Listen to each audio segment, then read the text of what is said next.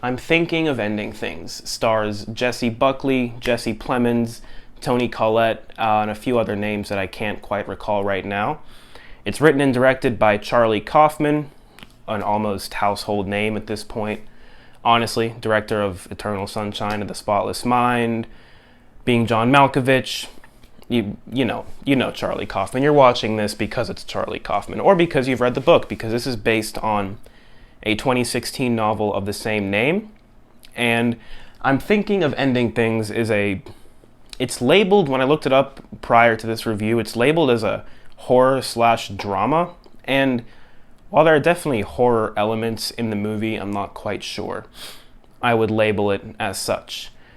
Now, before I go any further, if this is your first time here, consider subscribing. I'm going to start, or at least try to start, regularly uploading movie reviews. It's something that I want to talk about, something that I've wanted to do for a while now, honestly.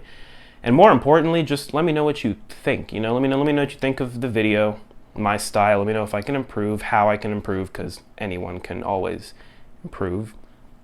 Yeah, just your 2 cents is more valued than you may think. Anyway, I'm Thinking of Ending Things tells a pretty simple story on the surface. I think the plot line reads, when I looked it up, it says full of misgivings. A girlfriend travels with her boyfriend to meet his parents on a secluded farm, which I paraphrased it, but that's what the movie's about on the surface. You pick up automatically they're on their way to this parent's farm.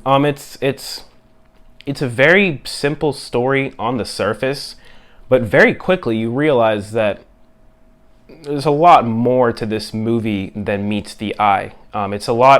It goes a lot deeper than you might think, unless you read the book or you're familiar with the movie. But I knew nothing. When I go into movies nowadays, I try not to watch any trailers or anything. I just read a quick synopsis, see who directed it, see who stars in it, just to kind of get a feel for what to expect. Because I didn't watch the trailer they put out for this movie, and I'm glad I didn't, because after I saw the movie, I went back and watched the trailer, and I'm like, yeah, I'm glad I went into this as blind as possible. Because, again, it's labeled as a horror/drama, and I wasn't expecting any horror. I thought, it's like, oh, Kaufman, it looks like some love kind of thing, just girlfriend meeting boyfriend's parents. I was completely taken aback. And it's something, if you haven't seen the trailer for this, I suggest you don't, and you just go and watch the movie.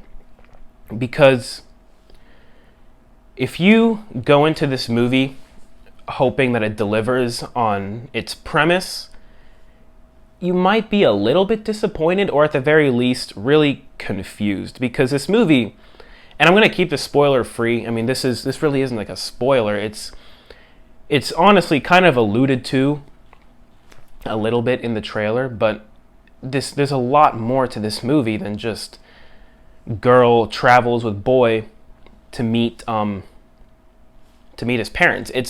It goes so much deeper than that plot line, and once you accept the fact that you're in for a lot more than you bargained for, that's when the movie really starts to open up and reward you. Because I watched this movie, and up until the halfway point I'm watching, and I'm like, when is this plot line gonna pay off? The movie's called I'm Thinking of Ending Things. I'm thinking of ending a relationship. It's made very apparent in the opening minutes of the movie that this is the main conflict brewing inside Lucy's head. You watch this movie, you think it's gonna be about them figuring out their relationship troubles over dinner with the parents, dinner with the family, something like that. And that's what I was expecting this movie to be like up until halfway through. And I'm like, this is an entirely different beast altogether. There is a whole different story being told in this movie than what Google will tell you, or just what the premise of the movie will tell you. And it would be a shame to spoil it or even allude to it here. It's a story that really, really, really resonated with me. And it's funny because this movie is, in a way, it's kind of like abstract art. There's not much of a linear backbone to this movie. And I don't mean linear in the sense of Christopher Nolan kind of movies. I don't mean where it's confusing and stuff like that. I just mean that the movie is very dreamlike. If you're if you are a fan of Kaufman's work, Eternal Sunshine, if you're a fan of his work, you know that his movies are very interested. He's very interested in making you feel like you're in a dream in his movies.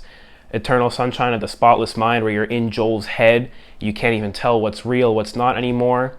Being John Malkovich, he wants you to feel like you're inside these characters' heads, and he succeeds in spades, I think, here. And this movie is going to be very divisive in that sense, because I can't really say too much without going into spoilers. I mean, the movie is basically, it feels like a dream. It's very atmospheric in that sense. There's recurring themes and recurring sounds like wind howling and snow. The camera work is very unsettling at times, and I do understand where the horror label comes from in this movie, because it is, you almost kind of expect jump scares, For a portion of the movie, I'm like, almost so much, should I be expecting something to jump out of here? It's not scary, but it is really unsettling. And you can't quite put your finger on why it is that way until you start to realize what this movie is truly about. Again, I don't want to spoil that here, but if you're prepared to be taken aback like this, it's not a very easy movie to watch. It asks a lot of you. It asks for your patience. This is it's almost a 2.5 hour long movie, about 2 hours and 15 minutes. And really, not all that much plot-wise happens. You can separate the movie into, honestly, like three. The first act of the movie is them going to the parents' house. Then you have them at the parents' house, and then after the parents' house. That's all I can really say. But it is a very slow burn kind of movie. It's not fast paced like Eternal Sunshine. I keep comparing to Eternal Sunshine, but it's one of my favorite movies. And it's a Charlie Kaufman movie. There's obviously going to be parallels drawn. Performance wise, Toni Collette, everyone does a great job. Both of the Jessies kill it in the lead role. Jessie Buckley does amazing as Lucy. Everyone kind of puts in this performance that you feel equally mesmerized and unsettled by. There's really just like uncomfortable portions of this movie where you're not like, squeamish or uncomfortable as what you see on screen, like, ew, turn it off. But it's just, you're so into this dream that Kaufman is bringing you into. It really resonates with you. You really feel for every single character in the film. You feel, by the time the end rolls around and you understand what this movie really is, it's gonna floor you. I think it will. And I can sort of understand arguments where people want to say it's pretentious, or those labels that people tend to throw at artsy films like this. And yeah, definitely some fall into that category. This, for me, is not one of them.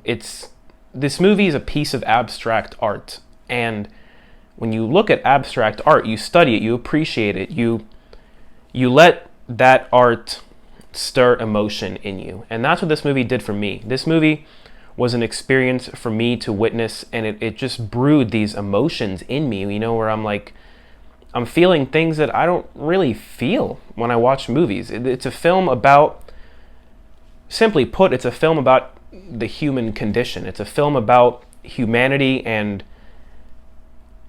what happens to our mind as we age and start to deteriorate and hold on to memories and glimpses and imagine how our life could have played out. It's a movie about those kinds of themes. And while those themes may have been tackled in film before, those aren't very unique themes, but the way that it's told, I think, is what's the selling point of this film.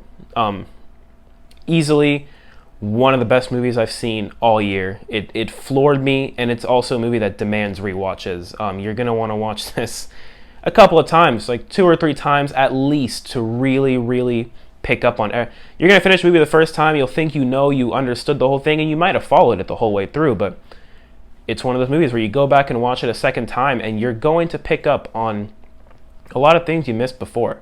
It's a very rewarding experience in that sense.